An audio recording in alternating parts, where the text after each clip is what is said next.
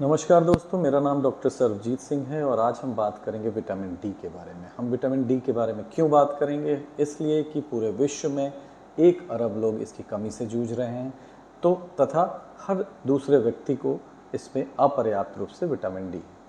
तो vitamin D क्या होता है? विटामिन डी एक वसा में घुलनशील विटामिन है।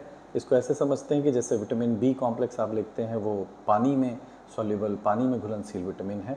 तो विटामिन डी क्यों ज़रूरी है शरीर के लिए? विटामिन डी हमारे स्वास्थ्य को विभिन्न प्रकार से प्रभावित करता है। ये हमारे बोन की हेल्थ को प्रभावित करता है, मसल्स यानी कि मांसपेशियों की हेल्थ को प्रभावित करता है, ये हमारे नर्वस हेल्थ को प्रभावित करता है, हमारे ब्रेन फंक्शंस को और हमारी इम्यूनिटी को भी प्रभावित करता है। तो ये बहुत ही इंपॉर्टेंट विटामिन डी है। थोड़ी मात्रा ज़रूरी है विटामिन डी की, लेकिन वो एक ज़रूरी मात्रा है। ठीक है, विटामिन डी की को कहाँ से प्राप्त कर सकते हैं हम? विटामिन डी हमें जो है ये हमारा शरीर इसे अपने, जैसे हमारी चमड़ी है वो धूप की उपस्थिति में इसे बनाती है, या हम इसे अपने खाने के माध्यम से ले सकते हैं, या हम सप्लीमेंट के रूप में, पूरक के रूप में ले सकते हैं। धूप से बनने वाले विटामिन डी की बात करते हैं। धूप से जो विटामिन डी बनता है वो सब में समान रूप से नहीं बनता। जैसे कि अगर एक एजेड पॉपुलेशन है, एजेड लोग हैं, जैसे 65 साल से ऊपर के लोग, उनकी स्किन इस काबिल नहीं हो रह पाती कि वो विटामिन डी की पूरी मात्रा का निर्माण कर सकें। 1 साल के बच्चे को ले लें आप, पूरी तरह माँ पे निर्भर करता है, बहुत ज़्यादा बाहर धूप का एक्सपोजर नहीं होता, उसको नहीं मिलता है। तो इस तरह से होता है। और हमारी जो पॉपुलेशन है, इंडियन पॉपुलेशन मान लीजिए, एशियाटिक पॉपुलेशन, जो ब्लैक पॉपुलेशन है, उसमें क्या है, मेलानिन बहुत होता है, गहरा कलर है, ये बाधा उत्पन्न करता है विटामिन डी के चमड़े के द्वारा निर्माण में।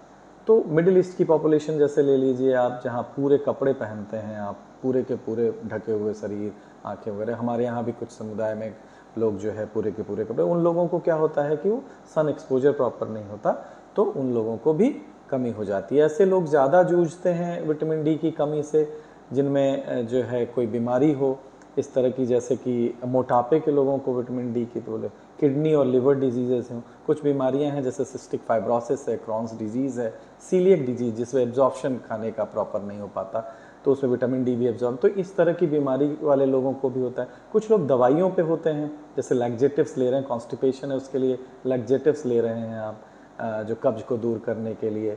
उनसे कुछ लोग वजन कम करने की दवाइयाँ लेते हैं, तो जिससे फैट एब्जॉर्ब, जैसे ऑर्लीस्टैट नाम की एक दवाई है, जो बहुत लोग लेते हैं, तो उससे ये जो है नहीं होता है। कोलेस्ट्रॉल कम करने वाली दवाइयाँ भी कई सारी हैं जिसकी वजह से विटामिन डी की कमी हो जाती है। तो ये वैसे लोग हैं जिन लोगों को विटामिन डी की कमी ज़्यादा, मतलब ऐसा मिडिल एज पॉपुलेशन है, मोबाइल नहीं है घर में, मतलब मोबिलिटी नहीं है, आ जा नहीं रही, या बेड पे पड़े हुए पॉपुलेशन जिनको एक्सपोजर नहीं है सन में, जैसे शहरों के मिडिल एज पॉपुलेशन जो आप देखें, एडल्ट पॉपुलेशन, उसमें बहुत ज़्यादा विटामिन डी की कमी, या उम्र जो है 30 साल के बाद है, मोबिलिटी नहीं है, उस तरह के लोगों को विटामिन डी की कमी के ज़्यादा लक्षण। अब शहरों की बात कर लें जैसे, तो शहरों में मोबिलिटी तो है नहीं, घर में एयर कंडीशन टीवी बैठे देख रहे हैं, सन में बहुत जाना एक्सपोजर है नहीं, और जो है साथ में बाहर पॉल्यूशन भी बहुत है। जब पॉल्यूशन होता है तो वातावरण में तो धूप जो है प्रॉपर उसको नहीं लग पाती, तो स्किन को, तो वो भी एक बड़ा कारण है। तो ये पॉपुलेशंस को भी बहुत ज़्यादा हम देख रहे हैं कि विटामिन डी की कमी हो रही। तो हमने लक्षणों के बारे में जान लिया कि इन लोगों में ज़्यादा कमी के लक्षण। अब अगर कमी हो जाए तो क्या होता है? अगर बच्चों में लंबे समय तक कमी रहे तो रिकेट्स नाम की बीमारी हो जाती है, और बड़ों में अगर हो तो ऑस्टियोमलेशिया है। ऑस्टियोमलेशिया और रिकेट्स एक जैसा ही है, बस ऑस्टियोमलेशिया बड़ों में जब होता है तो उसे कहते हैं, और रिकेट्स जो है वो बच्चों में होता है। बच्चों में क्या है, बोन ग्रोथ हो रही होती है, तो वो बोन टूटती नहीं, वो बोन मुड़ जाती है, तो टेढ़ी मेढ़ी हड्डियाँ हो जाती हैं। तो और बड़ों में ये हड्डी टूट सकती है। तो ये तो बहुत लंबे समय तक अगर कमी के वो हो तब हो। अगर सामान्य रूप से कमी हो रही है तो आप देख रहे हैं कि थकान हो जा रही है, डिप्रेशन हो जा रहा है, और इस तरह की चीज़ें हो रही, मसल्स में ऐंठन हो रही है, इस तरह की चीज़ें हो रही हैं। अब हम ये देखें कि ये सारी चीज़ें जानने के बाद हम देखें कि कैसे प्राप्त कर सकते हैं इसे हम।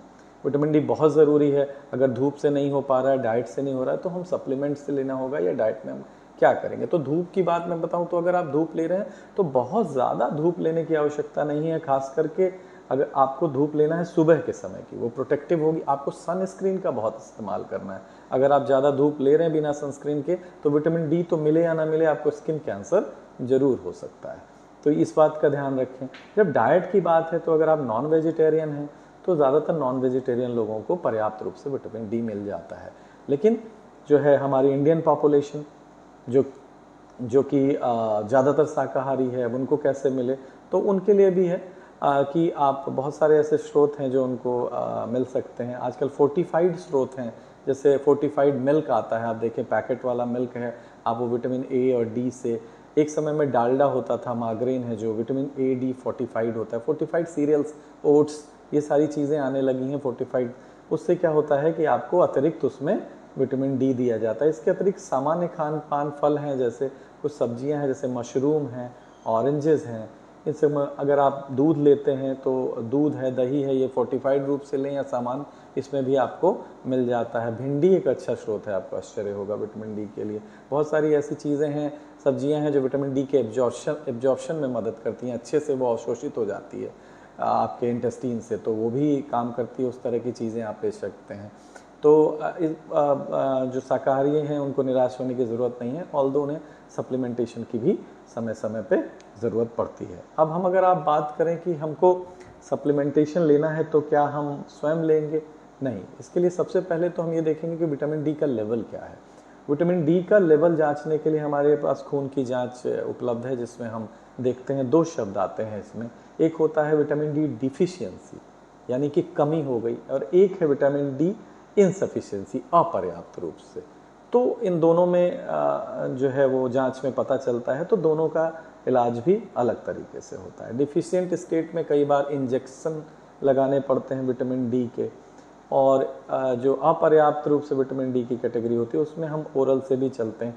कब लेना है, कितना लेना है, कब रोकना है, कब दोबारा जांच करानी है, तो ये आपको डॉक्टर ही बताएंगे। अगर आपने अपने आप से या सोशल मीडिया या इस तरह के उससे इन्फ्लुएंस से प्रभावित होकर अगर आपने विटामिन डी लेना शुरू किया, तो आपको लेने के देने भी पड़ सकते हैं। विटामिन डी की या डी की टॉक्सिसिटी हो जाती है।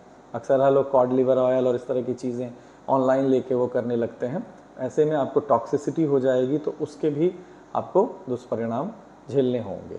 तो इसलिए हमेशा अपने डॉक्टर की सलाह से जो है विटामिन डी का सेवन करें। धन्यवाद।